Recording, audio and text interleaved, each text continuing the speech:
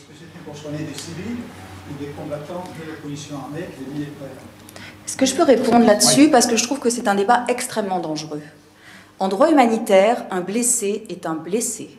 Un malade est un malade. MSF se bat en permanence par rapport à ça, et c'est bien la question. Les hôpitaux, on l'a vu en Syrie, on l'a vu au Bahreïn, les hôpitaux appartiennent, en général, c'est pas que des cliniques privées, ça appartient au ministère de la Santé.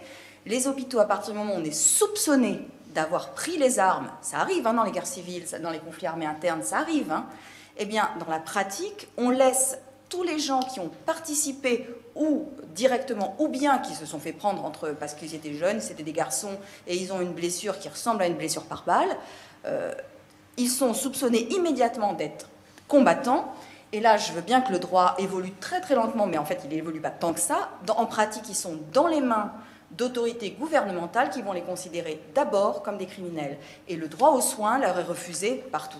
Hein. C'est pas pour rien qu'il y a des hôpitaux clandestins en Syrie. C'est pas parce qu'il n'y a pas des hôpitaux tout court. C'est pas pour rien qu'à Bahreïn, il y a eu quand même des gros débats parce que les hôpitaux deviennent des lieux d'arrestation et plus des lieux de soins. Donc, pour nous, c'est quand même très très important dans le droit humanitaire de commencer, alors surtout quand on touche à la partie dure qui est celle de la mission médicale.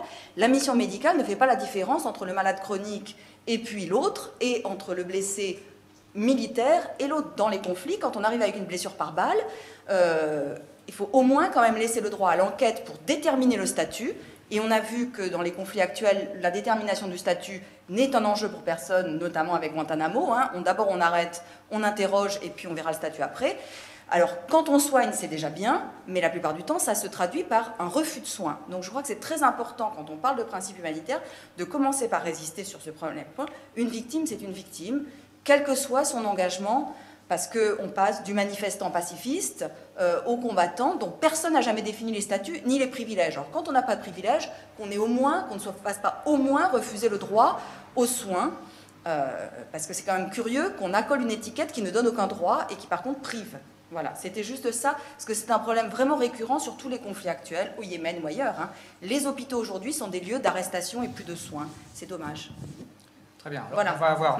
on va aborder la dernière demi-heure. Donc la dernière demi-heure, je vous propose qu'on échange les uns et les autres quand même sur des perspectives un peu d'avenir autour de l'évolution de ça.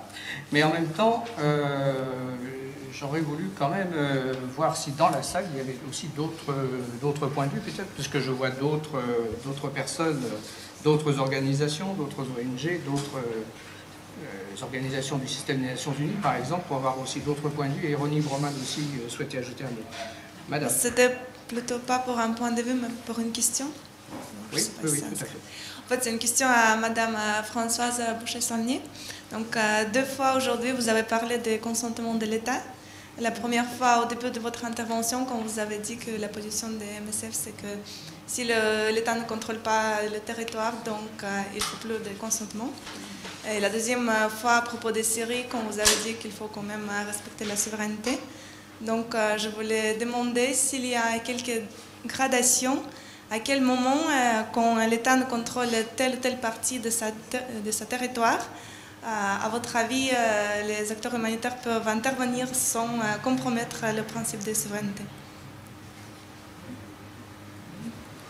Alors encore une fois, le droit humanitaire est un droit dérogatoire du droit international public qui reconnaît le principe de souveraineté, qui par définition trouve des limites très claires dans les conflits armés.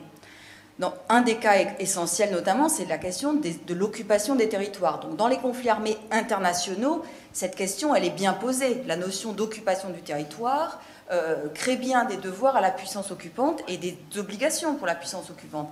Et effectivement, les obligations de l'État territorial qui a perdu ce territoire sont relativisées et les enjeux d'action humanitaire sont particulièrement sensibles dans ces territoires sur lesquels le schéma classique de souveraineté, c'est-à-dire un État qui contrôle son territoire et sa population, n'est devenu une fiction.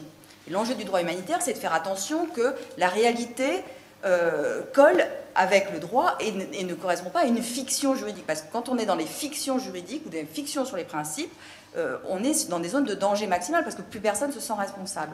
Un État qui n'a perdu le contrôle de son territoire dans un conflit armé non international n'a pas le droit, si on lit l'article 18, de s'opposer à des actions de secours en faveur de sa population, à partir du moment, on revient sur le principe de besoin, où elle souffre de pénuries graves. Donc ce droit de s'opposer à n'existe pas pour l'État, puisqu'il ne peut pas s'opposer à quelque chose que lui-même n'est pas capable de remplir.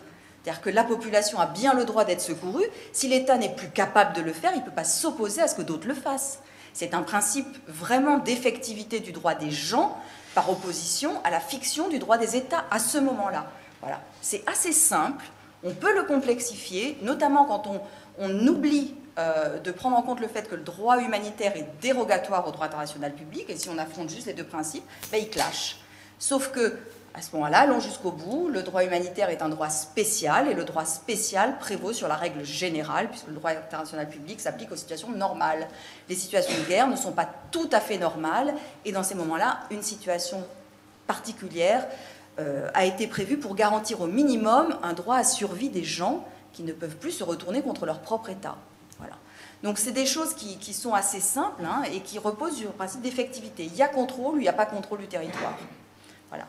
Et il y a une population qui souffre de privations dues à des manques sur des biens essentiels à sa survie. Tout ça, je pourrais surligner et faire d'hypertexte parce que ce sont des concepts de droit, biens essentiels à la survie de la population, privation de biens essentiels.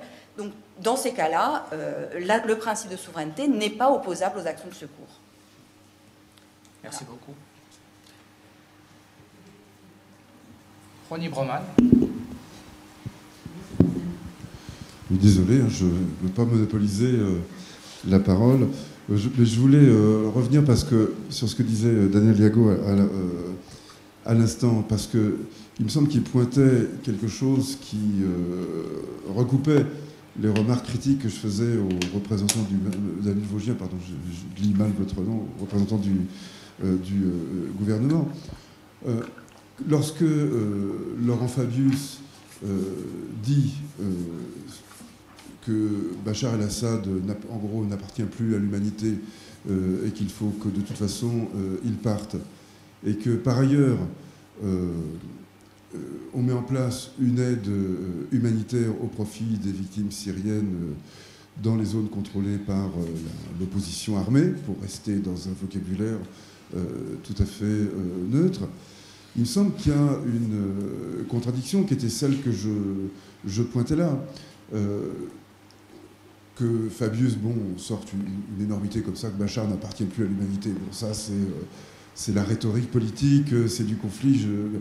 Mais bon, il appelle à son départ, ce qui est politiquement peut-être légitime, c'est pas le sujet que je veux discuter, mais ça entre en confrontation, ça entre en contradiction avec l'idée d'apporter une aide humanitaire. Et moi, c'est juste un problème sémantique. Je conteste pas du tout le droit, même l'intérêt pour les États d'apporter une aide, et je ne m'associe pas du tout au discours critique d'un certain nombre d'ONG sur l'instrumentalisation de l'aide par les États, etc. Pas du tout.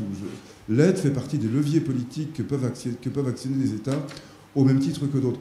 Ce que je trouve fâcheux, c'est que nous intériorisons, nous, ici, dans nos discussions, cet usage rhétorique pour les uns et qui renvoie à des enjeux de fond pour les autres, d'un même mot, qui est le mot humanitaire. C'est ça, et je trouve que la France serait mieux fondée à parler de sa stratégie d'aide en général, y compris dans certains cas quand elle est humanitaire, c'est-à-dire là où elle n'a aucun intérêt politique. À ce moment-là, son aide devient humanitaire. Et dans d'autres, elle n'est pas moins légitime ni moins efficace, mais c'est un autre mot qu'elle répond. Et je trouve que la question que posait Daniel sur Sirte, ou bien celle que je prolonge pour la Syrie, illustre, disons, cette critique qu'on peut faire. Et par ailleurs, je voudrais dire un mot sur la neutralité, parce que je suis tout à fait d'accord avec ce que disait François. C'est important de rappeler que les combattants doivent être soignés au même titre que les autres. C'est même au départ, c'était la base. C'est ce que rappelait Ghislaine au début. Ce sont des êtres humains, et à partir du moment où ils sont mis hors de combat, donc ils sont justiciables des mêmes droits, etc. Mais justement, ça renvoie à cette discussion sur les principes qui nous rassemble ici. Au départ, la neutralité se rapporte au corps du blessé.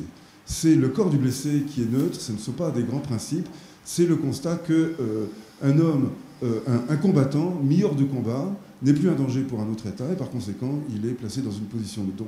Et par extension, c'est le lieu de soins à l'intérieur duquel le blessé est soigné, et la neutralité désigne dans un premier temps l'inviolabilité des lieux de soins. Donc on est loin des acceptions modernes, comme par exemple la non-participation, celle que tu citais François tout à l'heure, la non-participation ou le non-engagement dans les combats, enfin je ne sais plus quelle était la formulation précise, mais c'était l'idée. Et je voulais simplement, puisqu'on discute sur les principes, rappeler qu'il y avait 3 couches de sens qui se déposaient les unes sur les autres. Elles ne sont pas forcément contradictoires, mais elles ne se recouvrent pas non plus de façon précise.